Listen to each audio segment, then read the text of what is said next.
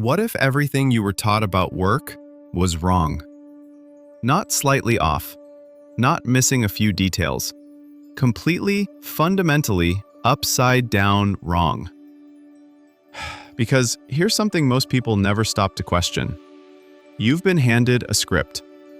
Go to school, get good grades, find a stable job, work 40 years, save enough money, and then, only then, you get to actually live. That's the deal. That's the contract. And almost everyone signs it without reading a single word. But what if there was someone who tore that contract apart, set it on fire, and then built an entirely different life from scratch? A life with more freedom, more money, more time, and more meaning, not at 65, but right now. What if that person wrote down exactly how they did it, step by step? That person is Timothy Ferriss, and this is the 4-Hour Workweek. Now, before you think this is some feel-good motivational pitch, stop. This book is not about dreaming harder. It is not about positive thinking or vision boards. It is sharp, specific, and at times genuinely uncomfortable, because it asks you to look at your own life and ask a question that most people are terrified to answer honestly. Are you actually living the life you want? Or are you just getting through the week? Let's start at the beginning. Not the beginning of the book, but the beginning of Tim Ferriss himself, because his story is the whole reason this book exists. Tim was not born rich. He was not handed a trust fund. He graduated from Princeton, went into the workforce like everyone else, and ended up running a sports nutrition company that he had built himself. On paper, it looked like success. He was the founder, the boss, the one in charge. But the reality?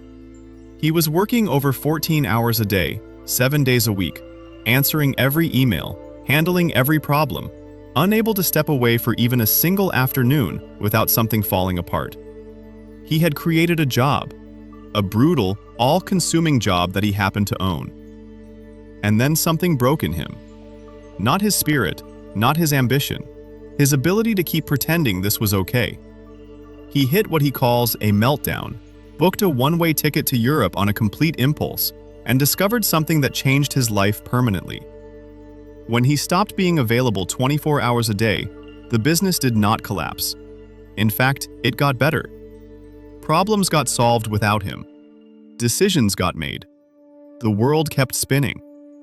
That moment planted a seed that would eventually grow into this entire book. Now here's the first big idea Ferriss builds everything on, and it sounds almost too simple until you really sit with it. He calls it the new rich. Not rich in the traditional sense of having millions sitting in a bank account. Rich in time and mobility. Rich in experience and choice. The new rich are not people who retired early. They are people who designed their lives so that retirement, in the old sense, became pointless. Why would you delay all the things you love until your body is too tired to enjoy them? The old model says, sacrifice now, enjoy later.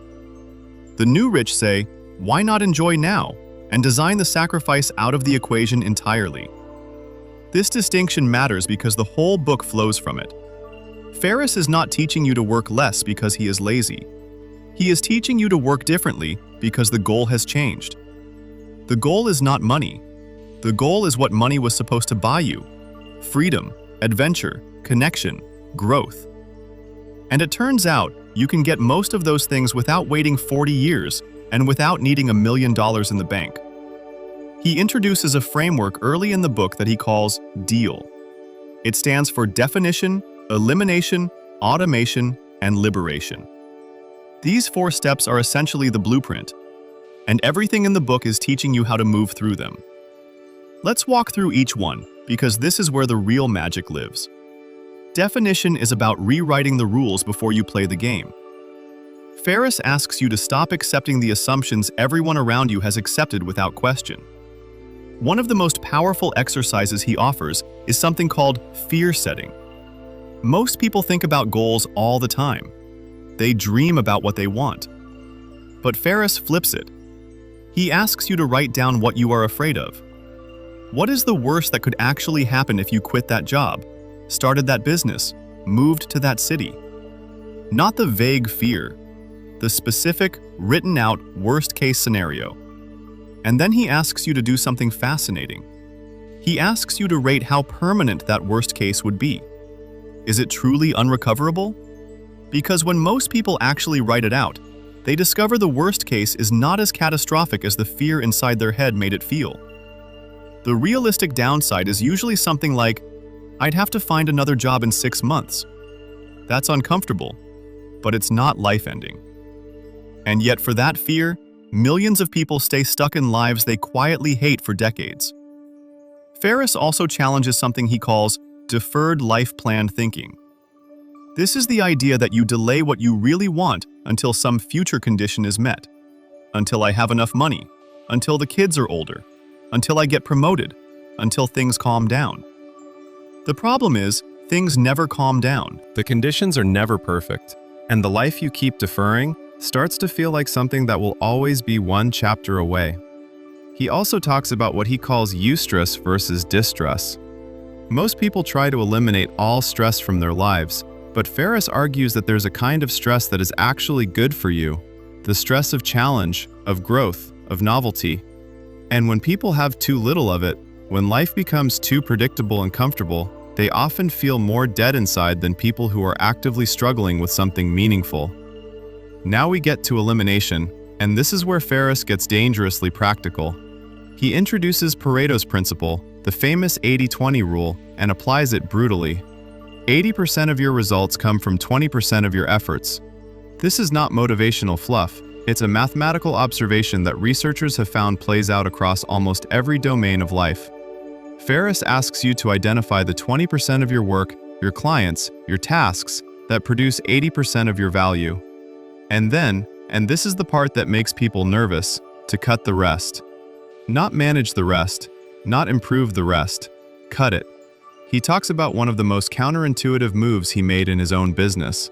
He fired his most demanding, most difficult customers. The ones who took up enormous amounts of time, complained the most, required the most hand-holding, and his revenue barely moved. Because those customers were making up 80% of his headaches while contributing almost nothing to his bottom line. The customers who were easy, happy, and loyal were actually driving the business. Then he goes after something most productivity advice would never dare touch. He goes after information.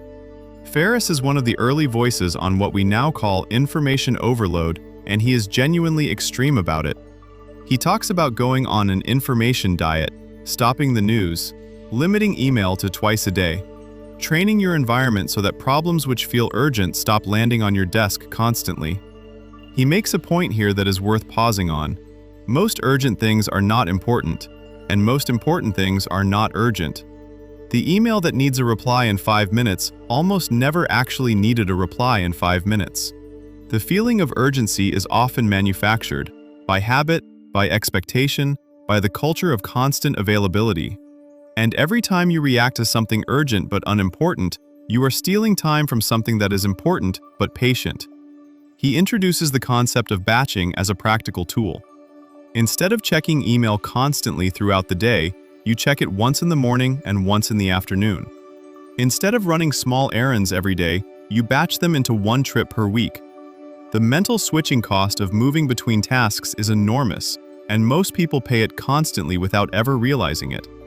Then we reach automation, and this is where the book starts to feel like a very different kind of business manual. Ferriss builds his income model around what he calls a muse.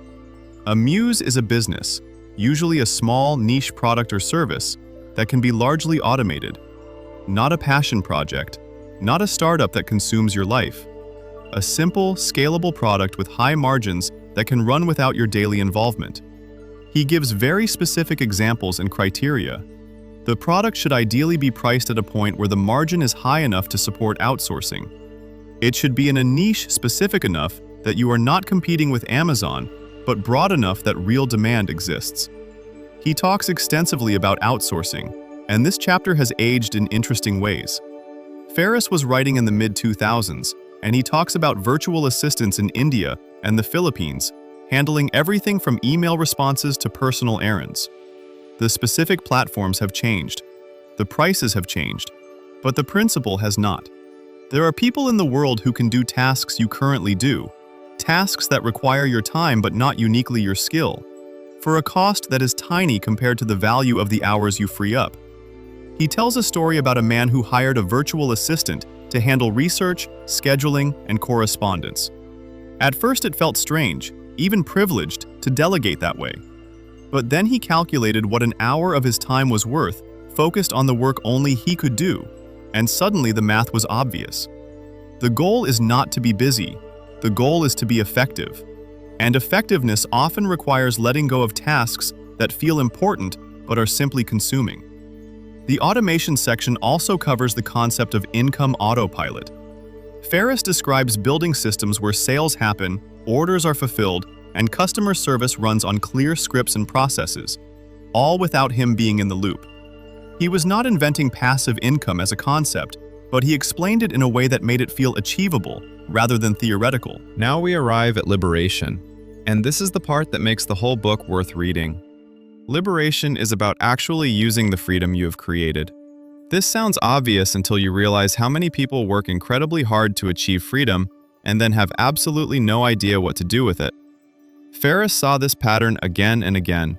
People who retired or who automated their businesses, who suddenly found themselves with enormous amounts of free time and felt completely lost.